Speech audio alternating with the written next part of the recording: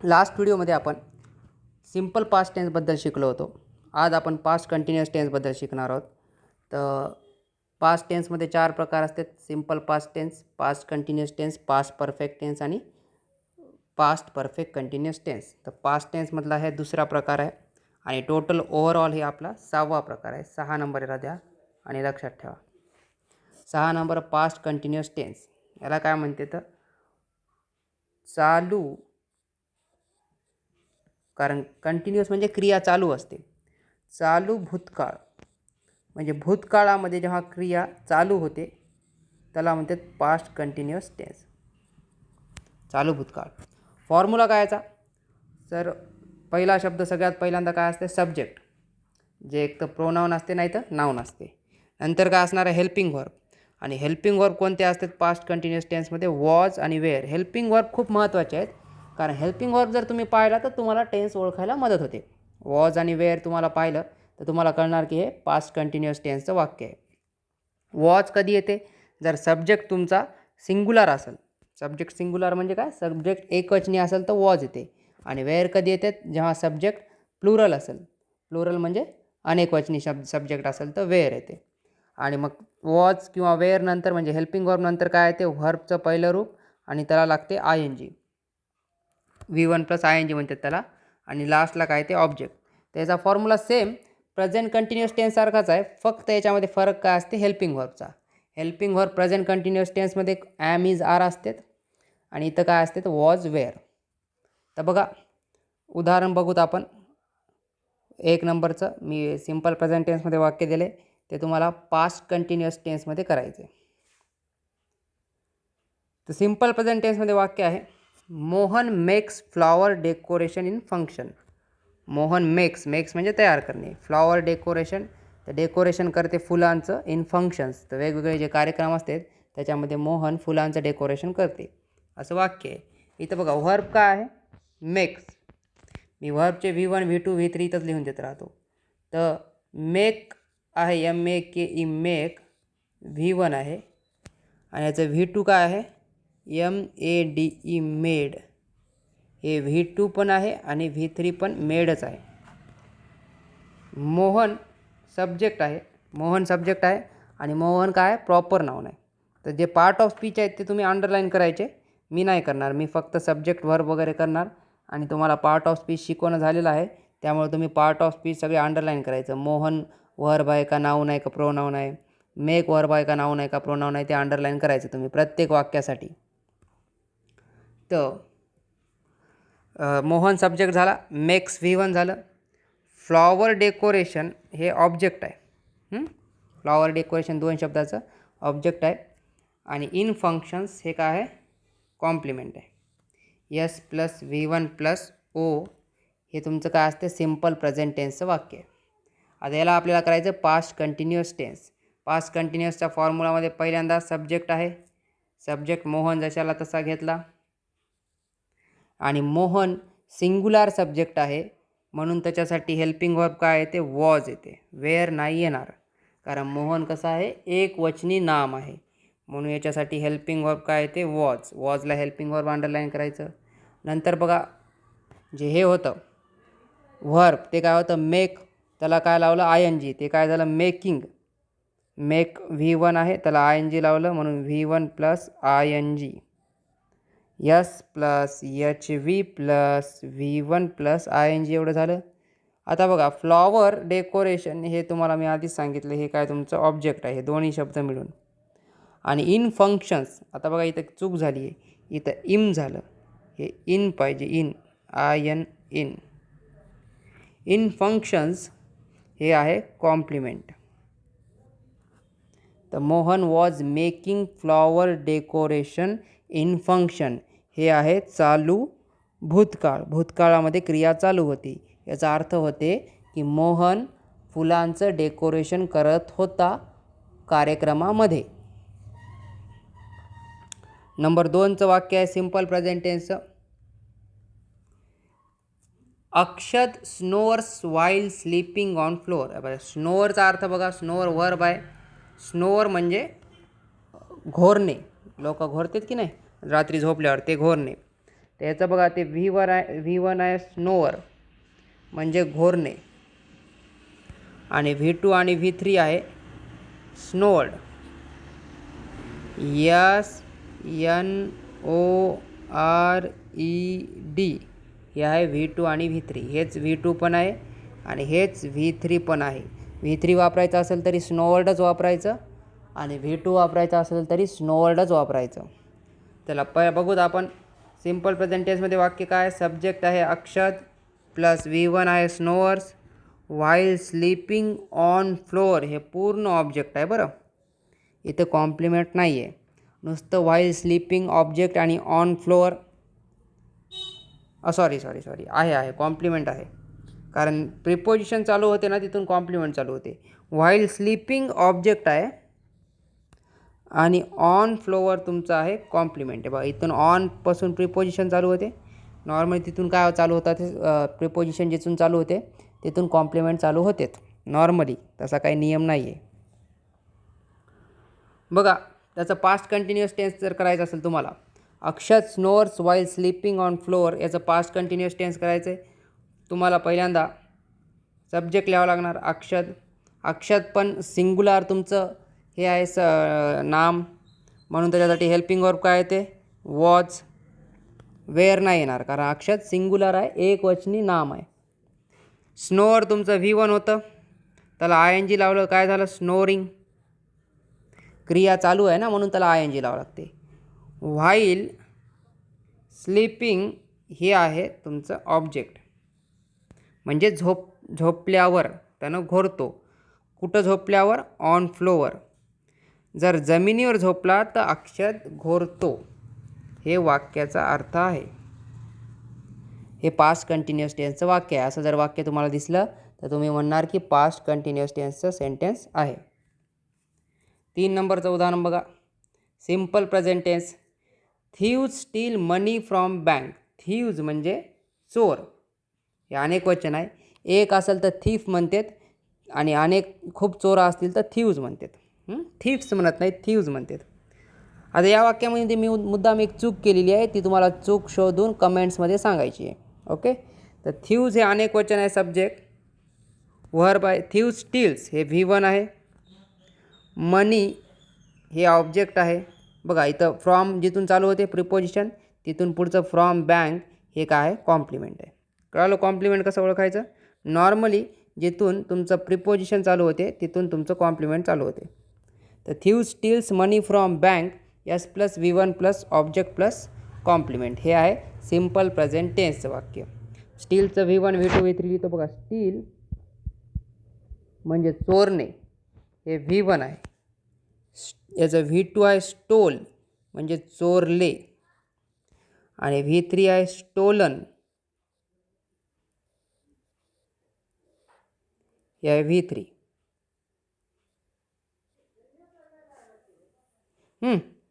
आता बघा past continuous tense करायचं. Thieves steals money from bank. Subject थीव्जला थीव्ज जशाला तसा लिहिला, आणि थीव्ज अनेक वचन असल्यामुळे याच्यासाठी हेल्पिंग वर्ब काय घेतलं वेअर. वॉज नाही घेत कारण थीव्ज अनेक वचन आहे. थीफ असला असतं तर वॉज घेतला असतं. सब्जेक्ट प्लुरल आहे, अनेक वचनी आहे म्हणून हेल्पिंग वर्ब काय घेतलं वेअर. Thieves were stealing. बघा स्टील तुमचं V1 होतं, त्याला ING लावलं काय झालं स्टीलिंग. म्हणजे थीव्ज म्हणजे चोर, वेअर स्टीलिंग म्हणजे चोर चोरी करत होते. मनी म्हणजे पैसे, चोर पैसे चोरी करत होते. फ्रॉम बँक कुठून चोरी करत होते बँकेमधून. चोर बँकेमधून पैसे चोरी करत होते असा वाक्याचा अर्थ होते. S plus HV plus V1 plus ING plus object आणि प्लस कधी कधी कॉम्प्लिमेंट. जर कॉम्प्लिमेंट असेल तर कॉम्प्लिमेंट जशाला तसं शेवटी लिहून टाकायचं. कॉम्प्लिमेंट बऱ्याचदा असते बऱ्याचदा नसते, पण त्या कॉम्प्लिमेंट नसलं तरी काही फरक पडत नाही. 4 नंबरचं सिम्पल प्रेझेंट टेन्सचं वाक्य बघा. दे स्वीप द स्कूल फ्लोअर. बघा इथं कुठं मध्येच प्रिपोजिशन नव्हतं म्हणून सब्जेक्ट कॉम्प्लिमेंट नाही आहे, फक्त ऑब्जेक्ट आहे. आणि स्वीप म्हणजे काय झाडून काढणे. दे स्वीप द स्कूल फ्लोअर म्हणजे ते ते शाळा झाडून काढतात. आता बघा याच्यामध्ये स्वीप जे आहे ते तुमचा V1 आहे आणि स्वीपचं V2 काय असते स्वेप्ट. V2 पण स्वेप्टच आहे आणि V3 पण स्वेप्टच वापरता येते तुम्हाला. तर बघा सिम्पल प्रेझेंट टेन्सचं तुम्हाला पास्ट कंटिन्युअस टेन्स करताना V2 V3 लागत नाही, तरी पण मी लिहून दिलेत. बघा पास्ट कंटिन्युअस टेन्स करताना पहिल्यांदा सब्जेक्ट लागते. सब्जेक्ट दे जशाला तसं लिहिलं. दे अनेक वचनी आहे, सब्जेक्ट म्हणजे प्लुरल आहे म्हणून हेल्पिंग वर्ब वेअर आलं. वेअरला हेल्पिंग वर्ब अंडरलाईन केलं. स्वीप तुमचं वर्ब होतं, त्याला प्लस ING लावलं. स्वीपिंग म्हणजे झाडून काढत आहेत, ही क्रिया चालू आहे म्हणून ING लावतात. द स्कूल फ्लोअर हे आहे object. They were sweeping the school floor. वाक्याचे सगळे शब्दांचे सगळ्या प्रोनाऊन्सिएशन लक्षात ठेवा. पूर्ण उच्चार तुम्हाला माहीत पाहिजे तर तुम्हाला वाचायची पण प्रॅक्टिस होते, लिहायची पण प्रॅक्टिस होते आणि टेन्सचे फॉर्म्युले पण पाठ होते. 5 नंबरचं उदाहरण बघा. सिम्पल प्रेझेंट टेन्सचं वाक्य आहे मदर म्हणजे आई, हे आहे स्टर. स्टर म्हणजे हलवणे. सूप तर आई सूपला हलवत आहे, म्हणजे आई सूप बनवताना काही पण असं भांड्यामध्ये आपण पळीनं हलवता ना स्वयंपाक करताना, तर त्याला स्टर म्हणतात, हलवणे. साखर वगैरे विरघळायची असेल तर आपण हलवतो ना, तर त्याला स्टरिंग म्हणतात, तर हलवणे. मदर स्टर द सूप म्हणजे आई सूपला हलवत आहे पळीने. पास्ट कंटिन्युअस टेन्स करायचा असेल, आधी स्टरचं मी V1 V2 V3 लिहितो. बघा स्टर जे आहे तुमचं V1 आहे आणि STIRRED स्टर्ड हे तुमचं V2 आहे आणि हेच V3 पण आहे. स्टर्ड V2 किंवा V3 म्हणून वापरता येते. तर मग याचं पास्ट कंटिन्युअस टेन्स करताना बघा सब्जेक्ट जशाला तसा लिहिला. मदर. मदर सिंग्युलर आहे, एकच आई एकवचनी शब्द आहे, नाम आहे म्हणून त्याच्यासाठी हेल्पिंग वर्ब काय आहे ते वॉज. वेअर नाही आहेत म्हणून हेल्पिंग वर्ब लिहिलं वॉज. वॉजला अंडरलाईन केलं हेल्पिंग वर्ब. स्टर होता तुमचा वर्ब V1, त्याला ING लावलं, स्टरिंग झालं. बघा ING लावताना स्टरमध्ये नुसतं STIR इथपर्यंतच होतं, पण ING लावताना डबल R झालं. कधी कधी ING लावताना अशा स्पेलिंगमध्ये चेंज होते, तर ते लक्ष द्यावं लागणार तुम्हाला. STIRRING हे स्टरिंगची स्पेलिंग आहे. Mother was stirring the soup म्हणजे आई सूपला हलवत होती. हे क्रिया चालू होती पास्ट टेन्समध्ये, तर चालू भूतकाळमध्ये वापरतात. Mother was stirring the soup. सगळे शब्दाचे उच्चार लक्ष देऊन ऐका. 7 नंबरचं सिम्पल प्रेझेंट टेन्सचं वाक्य आहे शी म्हणजे ती. वॉशेस म्हणजे धुते. वॉश म्हणजे धुणे. ती धुते डिशेस. डिशेस म्हणजे प्लेट वगैरे जे असतात ना त्याला डिश म्हणतात. तर शी वॉशेस डिशेस म्हणजे ती डिश धुत आहे. तर वॉशचं मी तुम्हाला V1 V2 V3 लिहितो. हे वॉश शब्द जे आहे ते आहे V1 आणि वॉश्ड फक्त त्याला ED लावलं तर ते होते तुमचा V2 आणि V3 पण वॉश्डच वापरतात. आता पास्ट कंटिन्युअस टेन्स करताना तुम्हाला सब्जेक्ट लागते. सब्जेक्ट कोणता होता? शी. शी लिहिलं तुम्ही, त्याला सब्जेक्ट अंडरलाईन केलं. शीसाठी हेल्पिंग वर्ब काय ते वॉज येते. काय येते हेल्पिंग वर्ब वॉज, कारण शी सिंग्युलर आहे, एकवचनी आहे. तर शीसाठी वॉज आलं आणि नंतर बघा हेल्पिंग वर्ब असते. वर्ब काय वॉश. वॉश लिहिलं आणि त्याच्यापुढे त्याला वर्बला ING जोडून टाकलं तर V1 + ING झालं आणि ऑब्जेक्ट जशाला तसा जोडला. हे झालं past continuous tense. Past continuous tense कसा असते नेहमी S + HV + V1 + ING + object. हे फॉर्म्युला पाठ ठेवा. हे अशा प्रकारचे वाक्य तुम्हाला दिसतात आणि मग लगेच कळणार तुम्हाला की वाक्य पास्ट कंटिन्युअस टेन्सचं आहे. चला पुढचं टेन्स बघा. 7वं उदाहरण सिम्पल प्रेझेंट टेन्सचं. Farmer sows seeds in farm. Farmer म्हणजे शेतकरी. सोज म्हणजे पेरणे. सीड्स म्हणजे बिया. इन फार्म म्हणजे शेतामध्ये. तर शेतकरी शेतामध्ये बिया पेरतो. आता हे सो तुमचं वर्ब आहे, पेरणे ही क्रिया आहे, हे V1 आहे.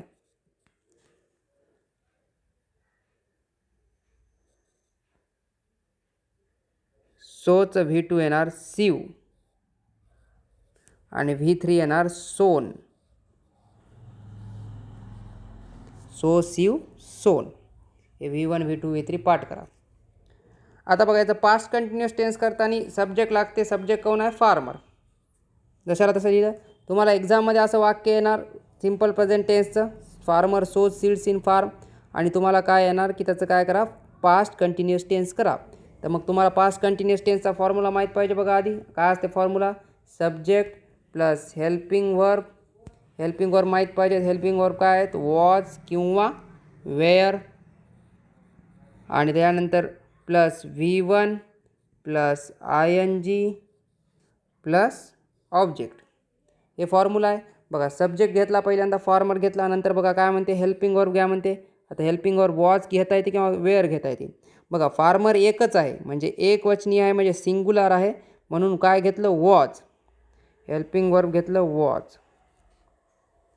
त्याच्यानंतर बघा V1 घेतलं सो जशाला तसं, त्याला पुढे ING लावलं, काय झालं? V1 plus ING. आणि शेवटी ऑब्जेक्ट्स काय? Seeds in farm. याला ऑब्जेक्ट अंडरलाईन करून टाकलं. कळलं?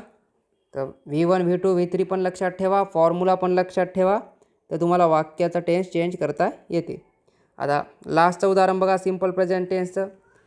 किरण सॉल्व्स म्हणजे सोडवतो मॅथ प्रॉब्लेम इझिली. इझिली म्हणजे एकदम आरामात, एकदम न कष्ट करता किरण मॅथ प्रॉब्लेम सोडवतो.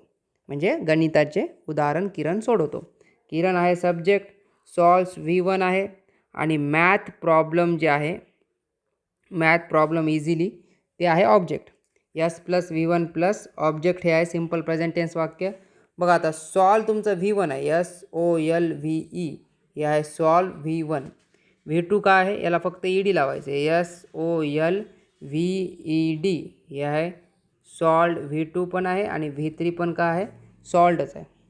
आता याचं करायचं past continuous tense. Past continuous टेन्सचा फॉर्म्युला तुम्हाला माहीत पाहिजे काय आहे? Subject plus helping verb.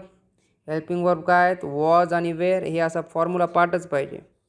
Was किंवा were plus V1 plus ING plus object. बघा आता या फॉर्म्युल्यानुसार करू. पहिल्यांदा काय घ्या म्हणे? सब्जेक्ट. सब्जेक्ट कोण आहे? किरण. घेतलं किरण, सब्जेक्ट लिहिला आणि त्याला अंडरलाईन करून काय करायचं? सब्जेक्ट लिहायचं. त्याच्यानंतर बघा काय म्हणते? हेल्पिंग वर्ब घ्या, वॉज किंवा वेअर. आता किरण एकवचनी नाम आहे म्हणून त्याच्यासाठी काय केलं? हेल्पिंग वर्ब काय घेतलं? वॉज घेतलं. वॉजला हेल्पिंग वर्ब म्हणून अंडरलाईन करा. त्याच्यानंतर काय म्हणते? V1 plus ING. V1 काय होतं? सॉल्व, त्याला V1 अंडरलाईन करा. पुढे ING लिहिलं, त्याला ING अंडरलाईन करा. शेवटी काय असते? फक्त ऑब्जेक्ट. ऑब्जेक्ट कोण आहे? Math problem easily. झालं. S plus HV plus V1 plus ING plus object. Kiran was solving math problem easily. हे झालं पास्ट कंटिन्युअस टेन्स.